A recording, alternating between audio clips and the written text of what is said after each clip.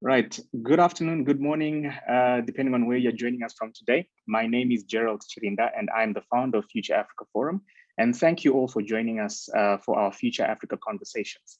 Now, Future Africa Conversations is a series of conversations that bring together Africa's foremost thought leaders and thinkers from various sectors with young and emerging leaders within the Future Africa Forum community for conversations that are centered around the future of Africa. Before we start, let me remind you that we will be taking your questions later during the program, and you have the option of either typing in your questions in the chat box or asking them directly to our guests. Now, during and post-COVID-19 pandemic, and as the world is working towards building back better, we would also like to learn how young African leaders can drive change that leads to impact. To help us unpack this, we are joined by Dr. Frannie Letour, who will discuss with us the topic of transformational leadership. Dr. Frannie is a Tanzanian finance, infrastructure, and development expert, reputed for leading and transforming institutions in the private, public, and not-for-profit spheres. Dr. Frannie is currently a partner and chief executive officer of SouthBridge Investments, where she leads the investment activities of the firm. Among various roles, she has also served as the COO of the Trade and Development Bank, Senior Vice President of the Africa Development Bank, and Vice President at the World Bank Group, as well as Executive Secretary of the Africa Capacity Building Foundation. Dr. Léautier is a board member, trustee, special advisor, and member of a number of international and regional organizations. Dr. Letour holds a PhD in civil engineering from MIT and serves as a board member on a number of prestigious international institutions. A warm welcome to you, Dr. Frannie, and thank you for joining us this afternoon. Thank you very much, Mr. Chirinda. It's a real pleasure to be here and to be amongst yourself and the team you've brought together, or network really, of illustrious young leaders. So thank you for inviting me. Thank you very much. And obviously, due to our limited time with you, I will get right into our Q&A session.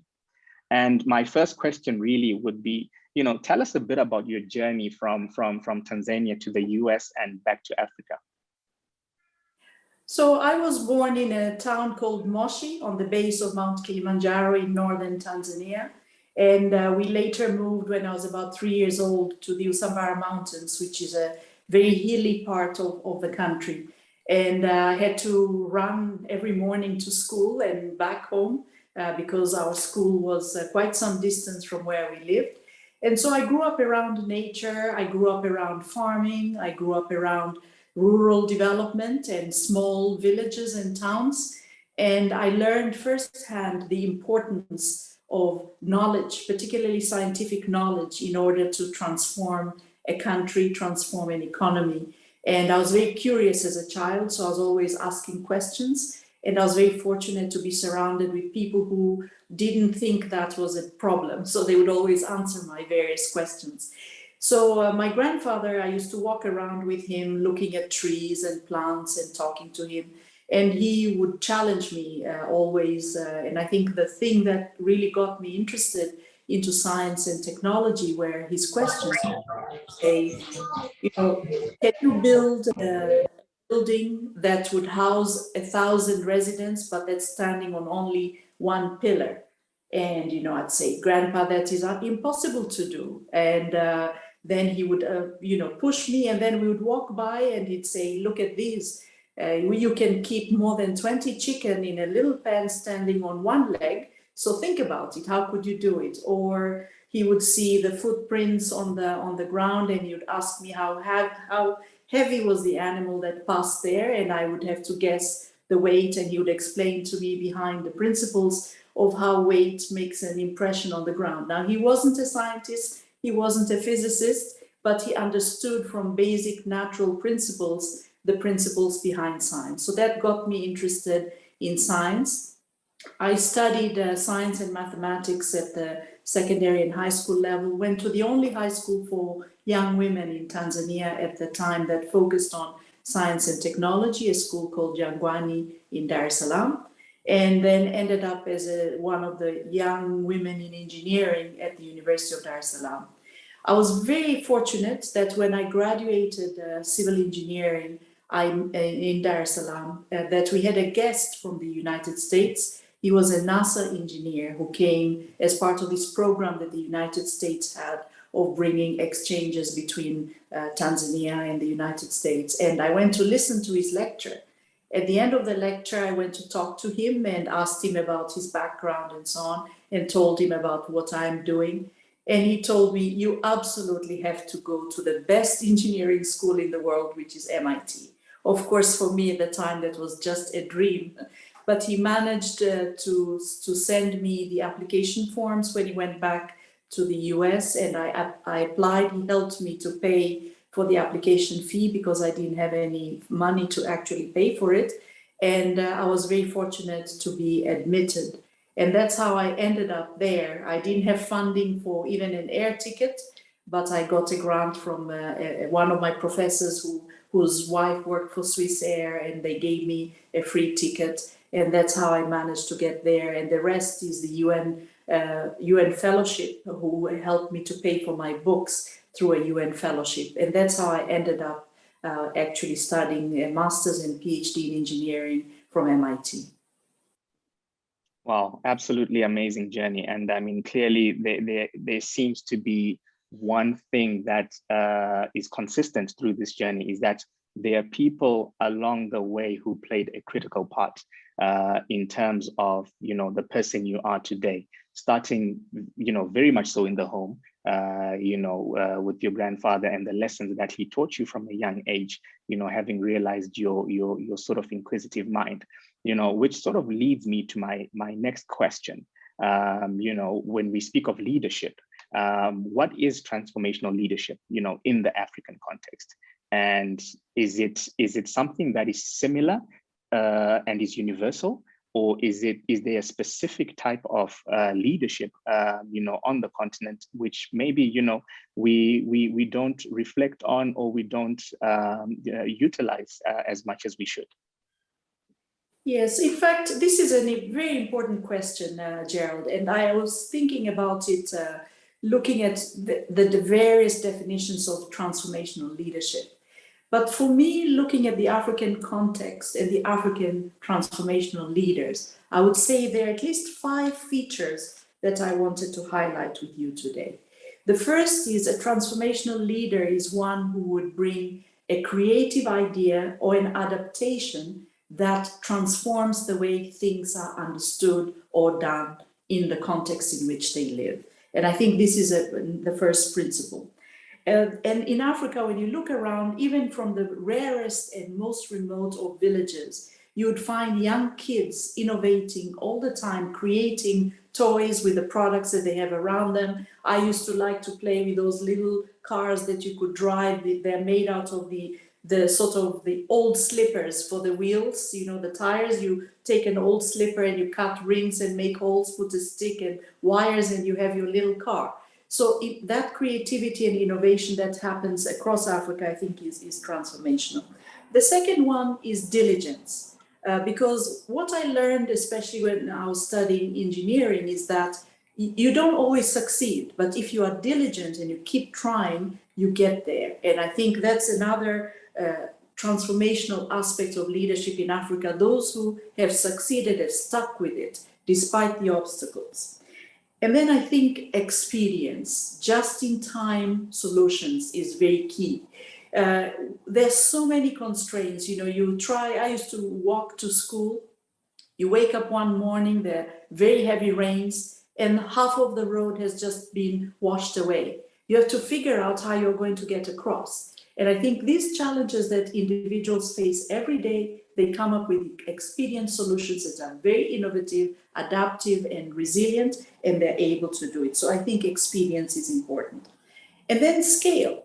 There are many, many leaders who are taking ideas and taking them to have impact on large numbers of people or entire systemic level change. And I think the scale element of it is important for transformational leadership.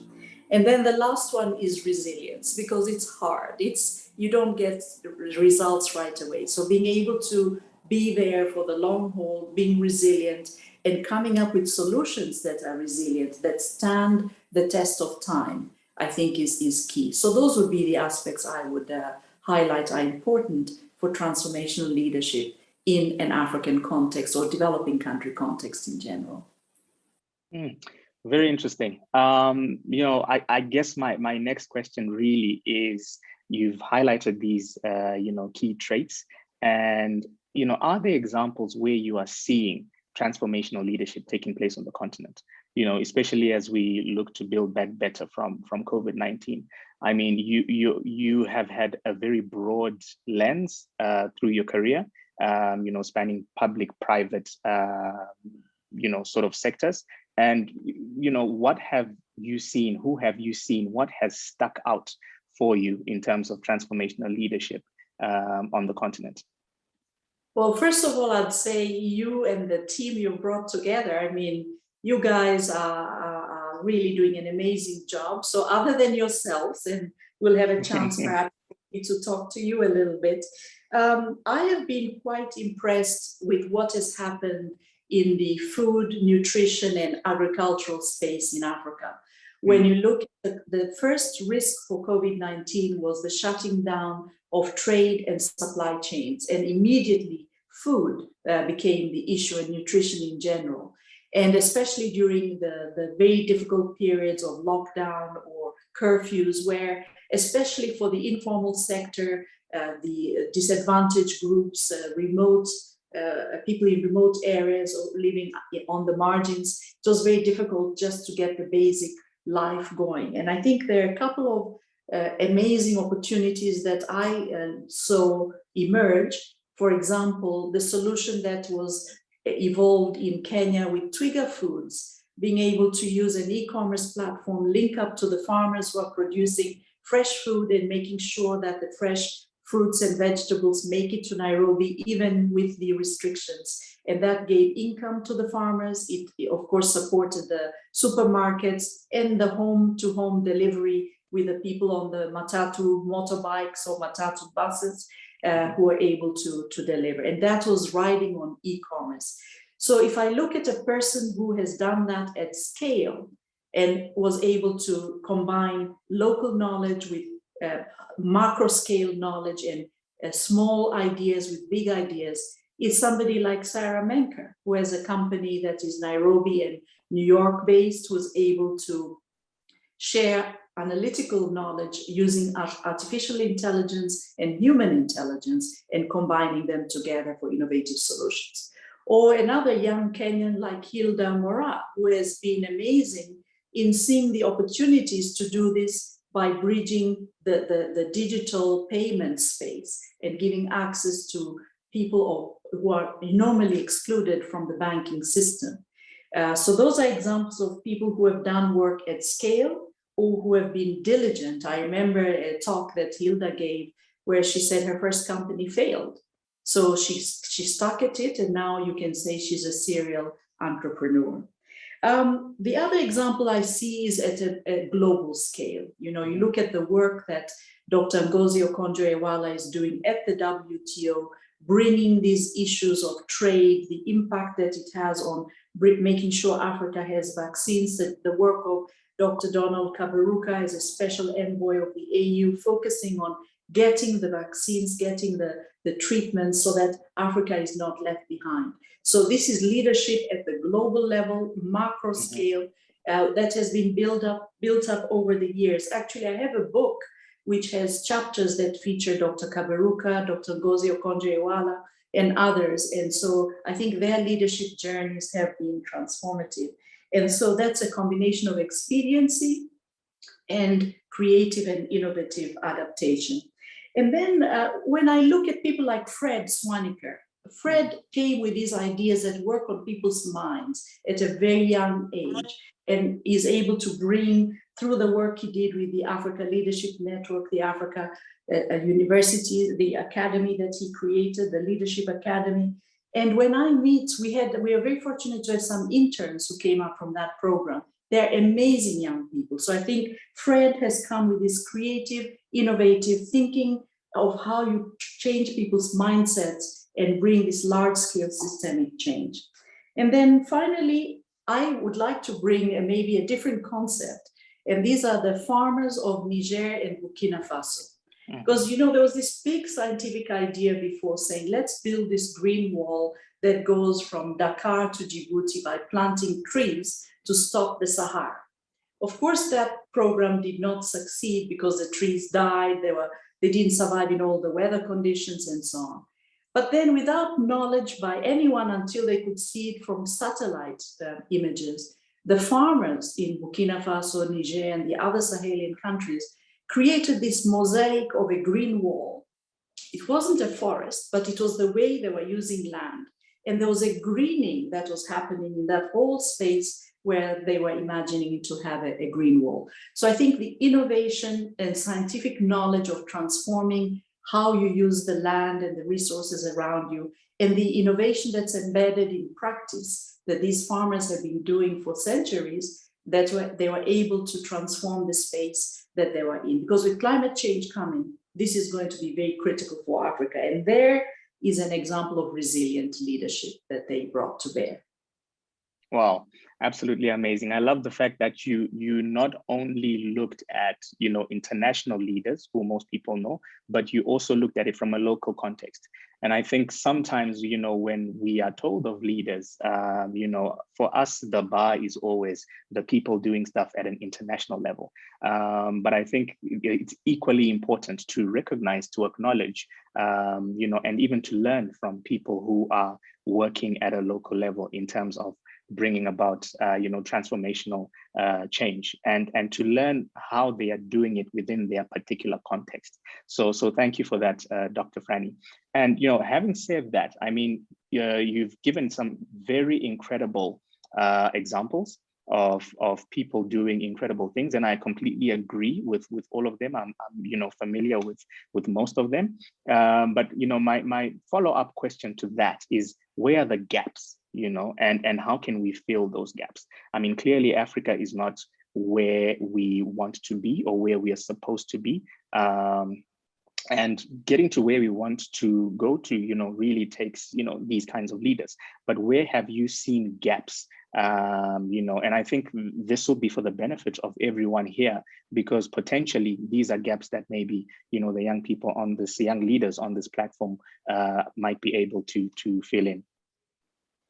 Yeah, no, that's a very important question, Gerald. And I think I look at some of the young people who left Africa and went to other countries, and they succeeded in a way that they probably would not have succeeded in Africa, right? And people always point to Elon Musk, for example, saying if he had stayed in South Africa, he probably wouldn't have been able to do what he did. So what is unique in the rest of the world that we still have to develop within Africa is an opportunity to identify, support, and finance young people who come up with those brilliant ideas. I think we haven't quite built up that ecosystem, which is one of the reasons I was motivated to join SouthBridge, because that was the idea, to say, how do you bridge these brilliant ideas in Africa with available global capital? Because that is really one area that is missing.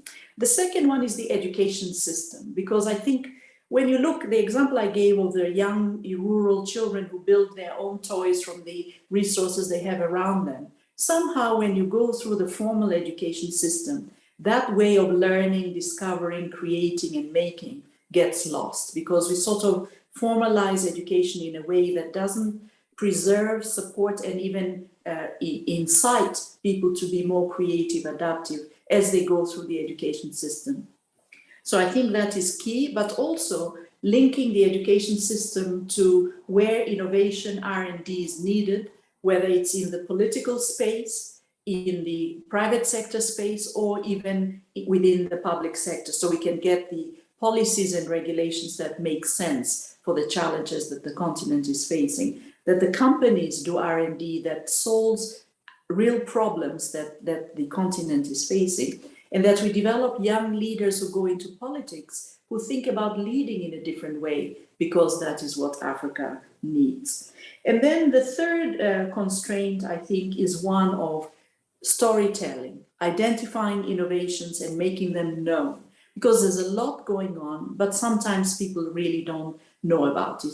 We believe that the next Einstein is going to come from Africa. Why? Because there's a huge population of young people, and young people are the most creative, and most likely someone who is Einstein-like in brilliance or more is already born in Africa, and we just have to discover them.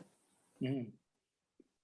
Great, incredible. And I mean, for those listening, I mean, you clearly heard Dr. Frannie. Don't hold back on, some of the ambitions that you have, be it political or otherwise. I think, definitely leadership is sought in all areas. And I do, agree with you, Dr. Frannie. We definitely should see the next Einstein coming from Africa. And I think there was a forum that used to take place. I'm not sure if it still does, the next Einstein Forum. And I got to learn of some incredible young, African talent, within the continent. And we, like you said, we don't tell the story well, and we need to be able to tell the story well, because, the best story always wins, as people say. So if someone tells our story on our behalf, it's usually never, in our favor. And just the last question before we get into sort of our Q&A session, you did touch a bit on this, but I would really want you to expand and also maybe use it as a call to action for other leaders like yourself. And the question is, what is the role of leaders, such as yourself, in making sure that young leaders like us are mindful of bringing about transformational leadership in the work that we do? Yeah, so I think the first thing I would say is giving back. You mentioned earlier that one of the things about my story is that somebody helped me remove obstacles. And I think the key responsibility for people who have managed to get to a certain level is to do that others who come behind. I think this is very critical. The second is to also always be on the lookout and to bring into the job space that you're in those very young people, so that they have opportunities to learn and to transform themselves and the people around them. Because if you don't take up young talent, then it's very difficult for anyone who has brilliant ability to transform their space, the systems, or others would not have that chance. So being able to take that talent and you really walk the talk. And then I think the third is to form sort of a coalition or network of people who think that way, who think alike, like what Fred has done with the Africa Leadership Network, what you're doing with this Future Africa platform, because it's really important to bring in people who are thinking alike and helping them get to scale and get to know each other and get to broaden the sphere of their influence. And then, of course, building the financial support is very key, that ecosystem that would then support this larger scale transformation. And it could be in any sphere. If you're good at sports, then do it in the sports sphere.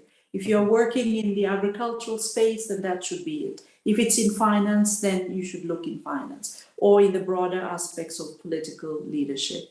So those would be the areas I would say. Of course, there are many more, but in the interest of time, let me stop with those, because those are really they would bring in systemic change, because we change our own behavior as role models and pass that on, but we also make available resources, networks, opportunities, and that others can benefit from and come along as well. Fantastic. Thank you so much for that, Dr. Frannie. And, this is definitely a call to action to leaders such as yourself. And we really appreciate, the work that you are doing to make sure that you engage with young leaders, you make time for young leaders, and you continuously invest, not just financial resources into innovative solutions, but also your time in terms of building up young African leaders. Now, without taking much of your time, I think I've received a cue here from someone who is asking a question. They're clearly telling me that it's, they have questions now that they would like to ask you. And this question is from Catherine Mwangi, who is from Kenya, but is currently in Vienna, Austria, I should think. And her question is, how can African governments promote innovation in their countries, especially now that Industry 4.0 is taking over? And then the follow-up to that is, how can we ensure we are not left behind? Thank you very much, Catherine, for the question. I think innovation rides on a number of foundational elements. The first one being the infrastructure for R&D that needs to be in place. Second, a networking approach to identifying talent, ideas, and bringing them so they can be supported. And then third is a system that builds from the very young all the way to retirement and beyond, so that network of ideas and opportunities gets sourced from a very, very young age. So starting from 3 years old, or maybe even younger if one can identify that, and supporting those who come through the system. And then, of course, a very strong role for the public sector, so that the policies and regulations that support innovation are there, protecting individual property rights and ideas, intellectual property, but at the same time creating a space where ideas can be shared. So there's this challenge between the two. And then helping to bridge public, private, and civil society work in innovation. I think if governments can create the space for these 5 things to happen, there will be nothing that stops a continent that would soon have 2 billion people from succeeding. Thank you so much, Dr. Frannie. I'm not sure if there's anyone else who might have a question. And Catherine, I hope that answers your question. If there's anyone else who might have a question for Dr. Frannie, please feel free to raise your hand if you want to ask it directly, or please feel free to put it in the chat box if you'd like me to ask the particular question for you. Yes, there is a question from Nomta. Nomta, go ahead. Thank you, Gerald. I had started typing and then technology failed me. Thank you so much, Dr. Frannie, for joining us today. You've talked a lot about financial and innovation support required to promote a lot of the ideas on the continent. I think one of my questions is, well, I would like you to reflect on how the diaspora plays a huge role in terms of financial remittance to the continent, and yet remain largely marginalized from participating, for example, in political systems. So how do you begin to reform this dynamic to be able to, I guess, advance a more inclusive forum for financing and innovation on the continent? Thanks. Thank you very much, Nomta, for that question. I think the African Union recognized the importance of the diaspora to the extent that they created a 6th region, which is made up of Africans in the diaspora. And I believe a number of countries are using that opportunity to benefit from the knowledge, networks, financial resources, and ideas that come from the diaspora. I think Nigeria and Ghana are examples. I mean, you have now billion-dollar unicorns in Nigeria that wouldn't have been possible without the interaction between those in the diaspora and those who are on the continent. Some of the constraints are cultural, but others are perhaps more related to fear of the unknown, or those who have left, because there is a feeling, I remember when you go back home and people say, well, you left and you had this great trajectory, we stayed here, we worked hard, and nothing happened, or we didn't happen to the same extent to us as it did to you, so you can't come back here and tell us what to do. I think being able to approach each other in a more trusting and comfortable way, that there is learning from both sides, that those who have gone out come back with humility, and those who have stayed come back with openness to sharing what they've learned and learning from those who have left, and vice versa. I think this is really, really important. And then in some countries, there are restrictions because they don't allow dual nationality. So obviously that means for those who have left and taken up other nationalities, they don't have a chance to even contribute if they want, even if they wanted, because they are either restricted from owning property, they cannot start companies, they cannot even inherit in some countries. So it's a real constraint, and people are very fearful of leaving because they think that that is going to be a constraint for them. So those are some of the limitations. And I think there are opportunities. Of course, you have the UN program that helps people who have left to come back and settle, because if you left when you are very young, for example, or even if you are older but you've been out for a long time, it's difficult to adjust. And so there are programs that help Africans in the diaspora to go back and adjust into their cultures and countries and be able to succeed. But I think the biggest driver I've seen of that transformation is the private sector and the investing sector, because they know that when you see somebody leaving a cushy job in an advanced economy and going back to Africa to start something there, they are going to succeed. They have an idea that people want to put money behind. So you see a lot of companies accompanying Africans who have left to go back to Africa and supporting them to succeed, and that gives them then an Africa strategy. So there is an opportunity where the diaspora can actually lead transformation in that way by bringing those ideas and bringing along the networks, the companies, the finances that they have developed to succeed. And then maybe finally, the last area would be on the policy and political front, where there is work to be done so that people in the diaspora are not seen just as a threat, but they're also seen as a resource, as an opportunity, and a way to bridge the knowledge gaps on both sides. I think to take the example from the African Union and say, if you have a citizen in the diaspora, or one of your children out in the diaspora, they consider them the way the AU does as the sixth region, as an opportunity to bring solutions, investment and support to the continent. Thank you, I Dr. hope Frannie. I've answered your question, Nofra. Yeah, perfectly. Thank you. Thank you, Nomta, for a great question and an equally great response, Dr. Frannie. The next question, and I think we might just only have this and one final question. The next question I'll ask is from Lolan, and he's saying, he's asking Dr. Frannie, you played key roles in the Africa Development Bank and the World Bank, two global institutions that can wield influence over African governments because they finance projects.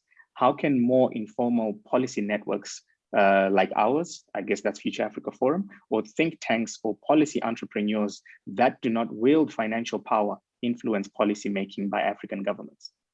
It's a good question, Lolan. That is a really, really important question, and I'm glad that you asked it, because today we find that think tanks are having a very difficult time because the resources have just dried up. And then the COVID crisis came and it made it even worse. So it's really difficult now to find financing for think tanks. And I think this is an area where people in the diaspora also could support by supporting African think tanks, African initiatives and networks financially, and not only morally and through a sort of a communications platform. So this is really key.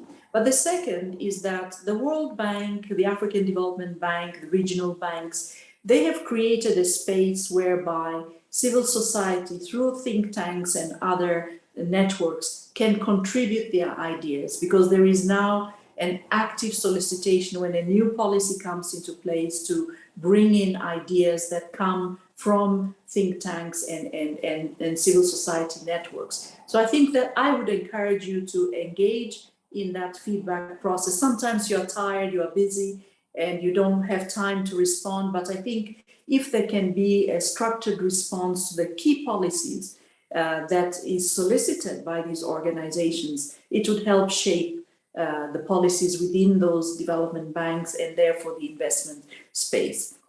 The third thing would be also to keep a lookout in the countries where there is such a mechanism, is to comment on what is ongoing.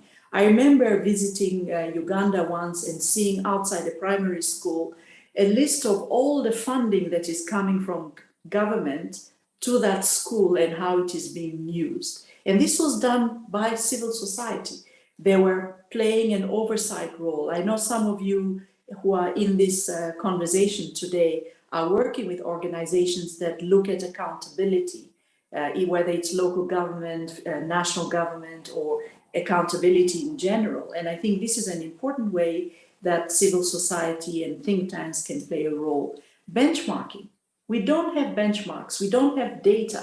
So contributing to benchmarking and data, responding, for instance, Afrobarometer sends questionnaires. If they had a better response rate, would know a lot of things about what's going on in Africa. I pick on them because it's an example, but there are many other surveys that are out there that if we could support and participate and increase the quality of data, it could really help a lot. And then maybe the last thing is precisely what you are already doing. And, you know, to continue and not get discouraged and to try to take it to scale, because you are the future and you are pushing the older generation, my generation, to think about how we can support that future to be as positive as possible for you. So keep doing that, keep pushing and keep engaging. And I think that would also help to bring in the support and the resources needed. Thank you, Dr. Frannie, for that response. Lolan, I hope your question is answered clearly. Yes, thank you very much. Thank you, Lolan. So the final question will come from Kennedy. Kennedy, go ahead.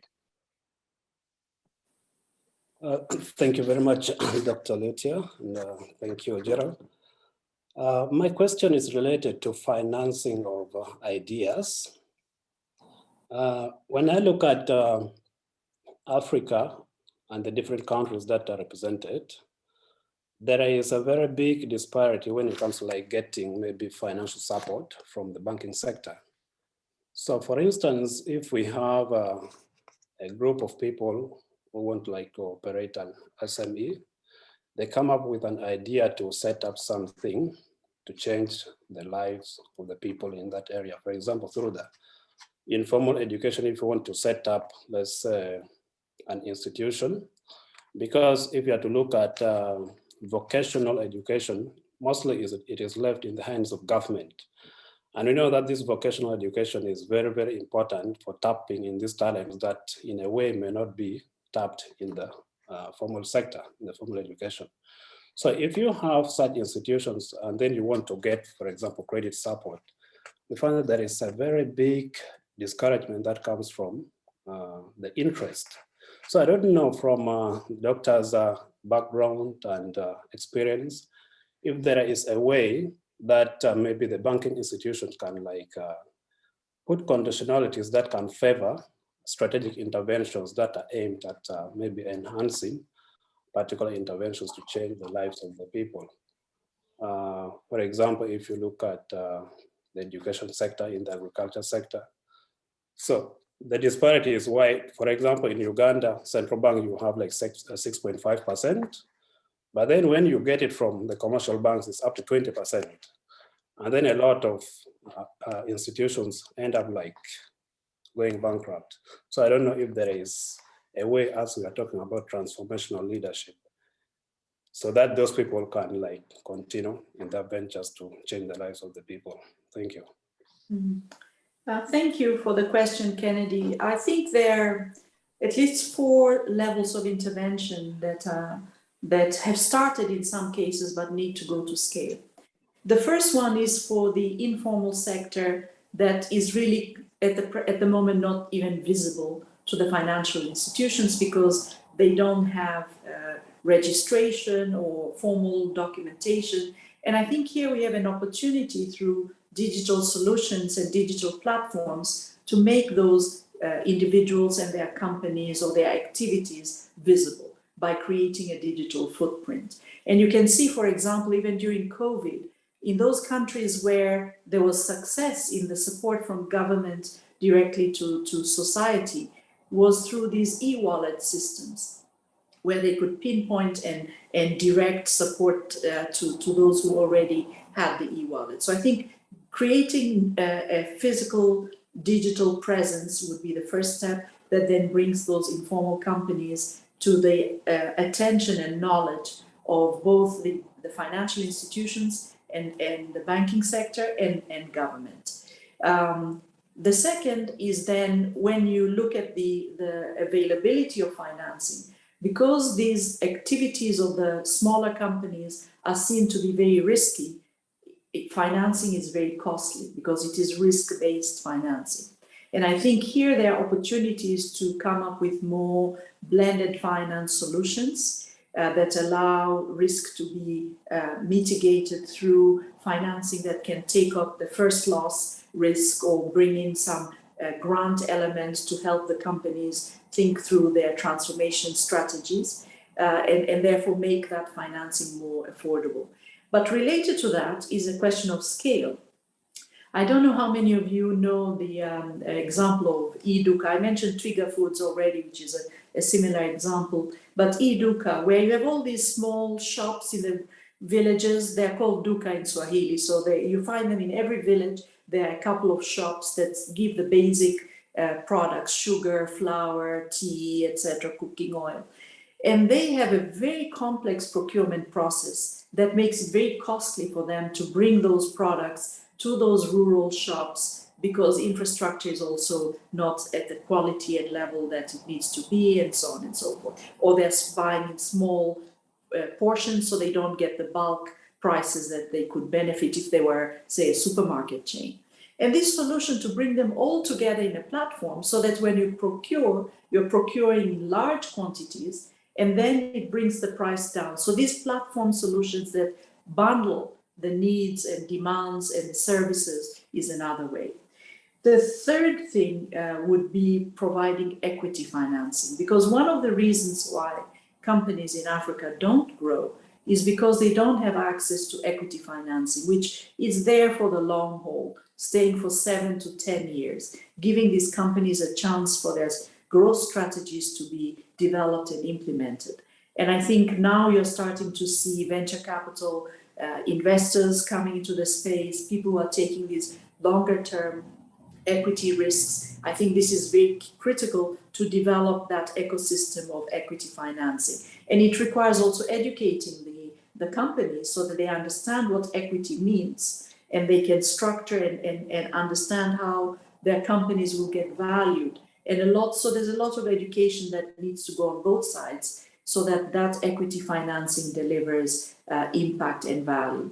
So those are some ideas. This is something we are trying to do at SouthBridge Investments. We are looking at that not only for SMEs, but for women also, because women have an even harder hurdle than men in that same space, because there are huge investor biases that are also gender-based. And solutions like leasing instead of buying could also bring down the cost. If you need equipment and you can't afford to purchase it, if you can get a banking institution to give you a leasing product that allows it to be affordable, that's how SMEs can get access to equipment to improve their either manufacturing or production costs and quality and so on. So we are working on these innovative ideas that combine these elements that I just mentioned to you.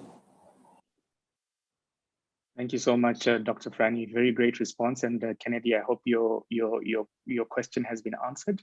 And one thing I really love about this, Dr. Frannie, is you're putting your money where your mouth is. You're not speaking about things that are just ideas, but this is something that you are actively doing through SouthBridge Investments. And we really look forward to seeing the successes of the initiatives that you are backing, you are supporting, and you're investing in on the continent. Now, to take us to our next, sort of stage, I'm looking at the time, and yeah, we've really dwelt a bit on the Q&A. So I think the question by Kennedy is the last question, and one of the deals that I struck with Dr. Frannie to get her here was, if this is going to be a conversation, she also wants to ask some of you specific questions, and not just be the one who is speaking to us or speaking at us, but rather she really wants this to be conversational and to hear from some of you. So I will give this opportunity to Dr. Frannie to ask a couple of questions that I'm sure that she's prepared for some members of our community. And yeah, Dr. Frannie, over to you. Oh, thank you very much, Gerald. I will try to maybe turn some of the questions you've been asking me around to you. And I'll start with Maudo Jallo. I haven't seen Maudo, but maybe it's because he is not currently on the screen. And yeah, there he is. He is there. Okay, wonderful. So Maudo, Gerald has been asking me questions, and of course I've also been getting questions from other participants on some of the gaps. So let me ask you, what are the challenges that you are facing as a young leader, and how are you addressing those? Perhaps you could share with us your strategies. Yeah, sure. Thank you so much. It's really been very interesting. And I must apologize if I sound or look a little off. I've just come back from a 3-day trip to rural Gambia. So yeah, apologies for that and also for being late. No, I think for a lot of us, there are primarily 3 things that stand in the way, right? So one, and I'll try and just generalize in terms of political, economic, and social, right? So politically speaking, you know, one thing that I found just being on the ground and also having lived in Africa for a while now and just observing the political space, you need a ton of money to be viable politically. It's just a fact. We live in countries that I think we underestimate how big the countries that we live in actually are. Covering these spaces is very difficult. It's a lot of petrol and a lot of infrastructure that it takes to cover these countries. So even to be viable nationally, you know, locally is a lot more accessible for young people. But to be viable nationally, you really need a big war chest. And that comes from all kinds of financing. This is a different kind of blended finance that you need for that. And then, you know, so that creates a barrier. Obviously, younger people are known to have less money, less networks, less access to finance for various reasons.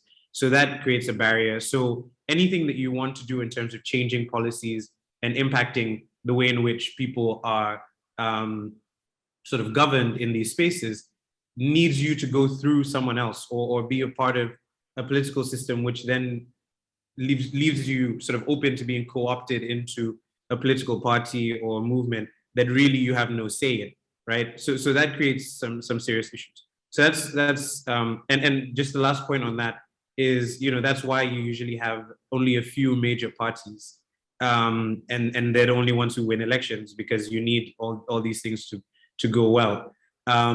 So the second part is economic.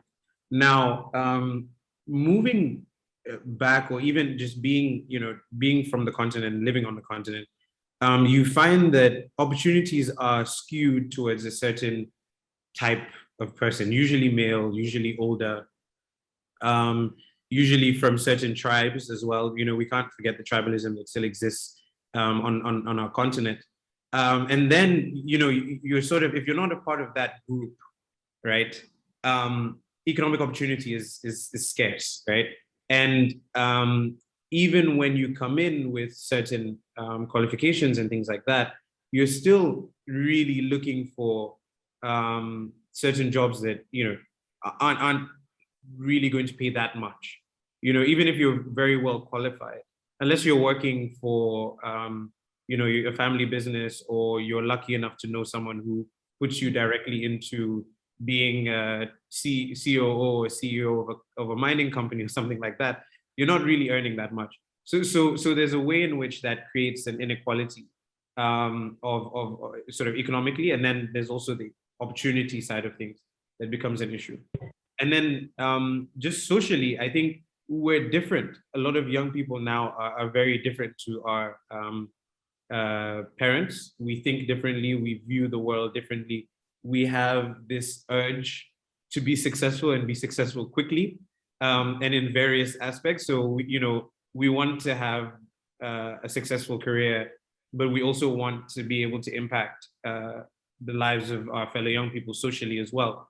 So there's a way in which a lot of the challenges that we face are sort of varied. They intersect a lot, so the economic and the political intersect a lot, and the social But there are real challenges that, frankly, being on the ground has shown me that if you're not somewhat privileged or somewhat connected, or if you're not educated, that's a no-go. That's sort of the baseline to even go anywhere. But beyond that, you need to have a certain level of connection, a certain level of privilege, and wealth as well, to be able to implement some of the things that we're talking about today. And our job, I think, is to really expand that, so fellow young people who don't have the privileges that we have and have the educational background that we have are also able to connect into these movements. And for example, like with Future Africa Forum, something we could think about is how can we further expand that and have a broader group of young people who aren't as well connected as we are and as educated as we are.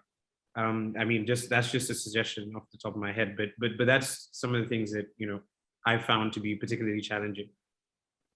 Well, thank you very much, Maudo. I take note of the size issue, because I think it's only when you see all these big continents can be put into Africa that you realize how big Africa is. So if you have to fly from Johannesburg to Cairo or Dakar to Djibouti.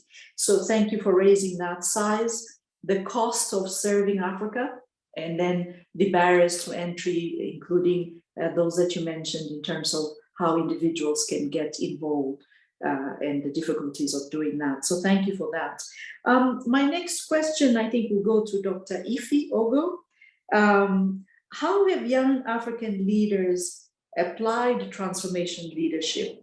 I mentioned a few characteristics, but maybe from your perspective, how have young African leaders applied those transformational leadership aspects to bring about development on the continent? Dr. Ife? Hi, sorry that hi, it's Ife here, and it's very nice to meet you. In on what we call the tech crew, and just to give you some context. So in my early teens, 20 years ago, we had the tech wave on the continent. You had the MTNs and the big telcos, and they changed our lives. Everything became smoother and cheaper in terms of calls and data.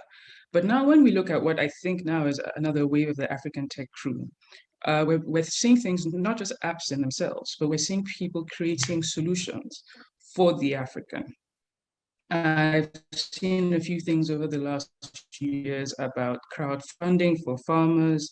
We've seen e-health, we've seen e-education, we have seen all sorts of things. And I'm quite impressed by that core of people, in the sense that they think not only about, what can I do to build a big tech firm or do a big this or big that, but really addressing the gaps in value chains. They're addressing the problems that to get something good out of it. So I think that thinking not only about themselves, but thinking about how do I apply tech, how do I apply my ideas to actually solving issues for people, and being bold about it, not to saying, I'll wait till I have this big firm that could do interesting things, but actually growing from saying, I will change things and I will grow as I change things. I think that's quite an interesting way to go. Thank you.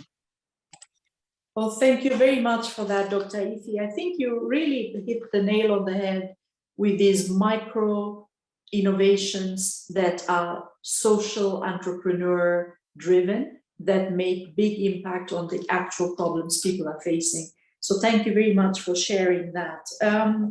I'd like to ask Samuel Ewosho this question. What is the role, in your view, of young African diasporans? I know there was a question to me from you also on the diaspora. But what is the role of young Africans in the diaspora in helping to drive transformational leadership on the continent? Afternoon or morning or evening, where you are. Thanks for the question. Pleased to be here with all of you again. I think, as you said, the question was asked, and I kind of liked your answer, so I'll kind of build from that. You spoke about humility, and for me, certainly, it's not about kind of airlifting things we've seen elsewhere and just sort of dropping them into the context of Africa and kind of saying, well, you know, why can't that happen? Maldo said something really interesting, that we're different. And I'm just going to sort of use my answer to tie together, I think, what I hear as a narrative from the conversation so far. And that for me is storytelling. When I hear about, you know, the financing gaps or the need for blended finance or the need to engage in civil community and all these things, the thing that kind of jumps out to me is storytelling. And from my experience and from my reading, from my understanding, you know, powerful stories move mechanisms. The most obvious example here is obviously, you know, COVID with the vaccinations and the mass rollout and the lockdowns and everything else. And, you know, if you have a strong story, actually you find that the problems that we're facing at a tactical level go away because they're overpowered by narratives that are compelling. And when we look at history, you know, the world has changed not just by sort of guns and wars, but actually by ideas that transmit and transform communities and societies. So I think for me, the simple answer of what we in the diaspora can do to drive transformational change is to sit down together and weave a coherent and positive story that says, you know, that draws a line that says we're different, we expect different things to what generations before us did, but the narrative builds from the past, kind of understands the cultural context and engages with the social, political, and the political economy of the world as it is today. What I see often with sort of touted solutions is that they're quite silo-driven and sector-specific. So even with remittances, I believe a question was asked about that. It's usually geared towards our family and friends in a particular occasion, in a particular thing, which is obviously necessary and right and understandable. Or when we think about ideas that are really sort of personal to us, we kind of derive from those angles. But what we don't really think about is how those ideas are interconnected and how they're linked together in a kind of cohesive and coherent story that can drive action from almost a top-down level. And I think if we're to have any kind of real change and movement in Africa, there needs to be a story that is a departure from where we are today. Because I think if we keep trying to solve things within the existing structures, there's only but so much progress that we can make, and it will be progress and it will be positive. But ultimately, when we think about risk-based financing, we live in a global economy that means finance will go to where the risk is lowest for the greatest return. And currently, you know, for the most part, that's not yet Africa. And even when it is, by the way, the returns will still go back outside of the continent. So in order for us to really grow sustainably into the long term, we need a structure, we need a system, but that comes from an ideas point of view. We need people like us to engage ideologically. And the last thing I'll say is I was having a conversation recently with somebody who's not even African. We were talking about the political economy of the West and you know, the way forward and all the rest of it. And I said, you know, those of us who want to see change, we look at the world as it is and say, oh, you know, why is homelessness existing, for example? It would be really easy to match homeless people on the streets with the, you know, amounts of empty homes in London, for example, where I live. And I said to the person, I said, that is a very easy thing to do from a practical level, but it's a very difficult thing to do from an ideological level. And the reason why those homeless people exist is not, nobody has figured out that there are empty homes and homeless people. Oh my God, why don't they come together? It's because there's a set of ideologies that sit behind the reason that the current world exists. And until we engage at that ideological level and start to dismantle those ideologies from a piece by piece basis, we're not going to see sustainable change. And that's what I think we need to do as a diaspora. Well, thank you very much for that, Samuel. I think that you really raised an important issue of understanding the context and going deeper beyond the surface of what one would see as the challenges, and then being able to bring solutions that work for that particular challenge. So thank you very much for sharing your thoughts on that. My last question is going to go to a sister from Tanzania, Veronica Masubo. So Veronica, what else can young leaders in Africa do to bring about transformation in their communities? Hi, Dr. Léautier. It was great meeting you. Habari za leo. Habari za leo, nzuri sana. I was reluctant to even say, should I speak Swahili or not?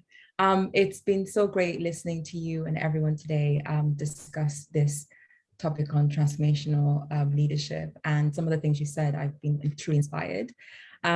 So my response to your question feels a little bit timid because I've just had such great responses. But I think given like what Maldo said, as young leaders, we do have a different set of mindset and way of thinking in comparison to maybe our older generation. But we also face with the humongous challenges that sort of Maldo and others have raised. So I've kind of highlighted them in terms of 3 ways. So the first one is really about the kind of entrepreneurial, some of us have entrepreneurial mindset, so we come together. So a lot of the youth Africans have come up with ideas such as e-money, which has become like mobile money, M-Pesa, is transformed the way we work, particularly in East Africa and other countries. Now there's new sort of young leaders come up with ideas on e-platform, which is also going to transform quite a lot, given COVID has pushed out already. So we kind of just need to have more of that. I think young people have a big place to play in using technology to try and encourage inclusiveness. So things like e-money and e-platform will have more people having access to these sort of like really important areas. The second thing that I was considering that was really important, at least to how we can control in terms of limits we have, we're sort of using our voice. So at the moment now, the Future African Forum is a way that we amazing young leaders come in and talk and discuss ideas and exchange and write and influence and so on. And I think you've probably seen recently, we had a policy paper publication that went all the way to Ellen Sir John Sirleaf. So I think more of that, given that we have more access now, would be really, really important. So just using our voice, creating youth forums, just really just voicing it out there. Again, we might think it's a little impact, but I think it does go a long way.